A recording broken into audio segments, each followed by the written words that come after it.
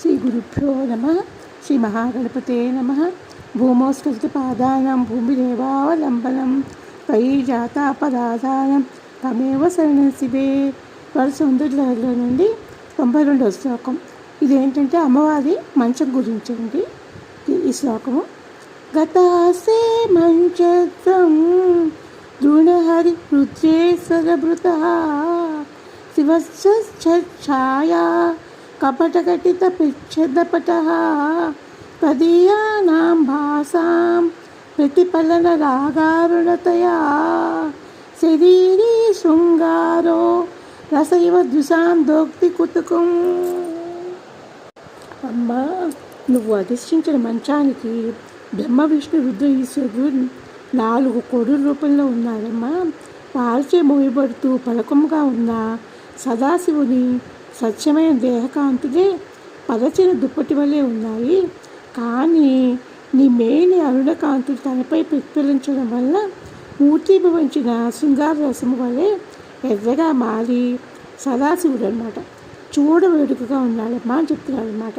ఇందులో లలిత సహస్రనామాలతో ఉన్న నామం ఏంటంటే పంచబ్రహ్మాసన స్థిత పంచప్రేతాసనాసన. ఈ 2 నామాలు రండి. ఇక్కడ ఏంటంటే అమ్మవారి మంచం గురించి చెప్తున్నారు అనమాట. ఓ చారు చరిత అంటున్నారు, నెక్స్ట్ భగవతి అంటున్నారు. బ్రహ్మ విష్ణు రుద్రుడు ఈశ్వరుడు అనే అధికార పురుషులు 4 మహేశ్వర తత్వంలో అంతర్గతులైన వారు కాబట్టి నువ్వు అధిష్ఠించే మంచం యొక్క 4 కోళ్ళే ఉన్నారమ్మా. సదాశివుడు విమలకాంతి ఘటనారూప వ్యాజాన దుప్పట మగుతూ నీ నెమ్మేని కాంతులు అమ్మవారు ఎర్రగా ఉంటారు కదండి, అది ప్రతిఫలించడం వల్ల ఎర్రబారి మూర్తిమంతమైన శృంగార రసం వల్లే నయనాలకు ఆనందాన్ని కలిగిస్తున్నాడమ్మా. అంటే తెల్లని కాంతి గల శివుడు దేవి మేని ఎర్రని కాంతిని ప్రతిఫలించగా ఎర్రని వాడే ఆమెను సేవిస్తున్నాడని భావం అన్నమాట. ఇదేంటంటే శృంగార అన్నప్పుడు మనం శ్రీచక్రాన్ని తలుచుకోవాలండి. శివుడు ఏంటంటే స్ఫటికంలో ఉంటాడనమాట. శివుడు పైన కూర్చోవడం వల్ల ఆయన ఎర్రగా అయిపోయాడు అని చెప్తున్నారు అనమాట. ఇలా భావించడానికి మనకి చూడండి 4 కోడులు మంచం మనం ఊహించుకుంటే 4 కోళ్ళు బ్రహ్మ విష్ణు రుద్రుడు ఈశ్వరుడు అన్నమాట. పైన ఏమో ఇలా పలకంలాగా ఉన్నదేమో శివుడు, ఈ సదాశివుడు అనమాట.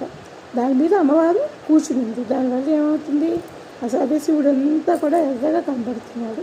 ఇది భావించడానికి మనం అందుతుంది కదండి. ఇంతకుముందు శ్లోకంలో కూడా గురువుగారు మనకి ఇదే భావన ఇచ్చారనమాట. ఇక్కడ అదే ఇస్తున్నాడు.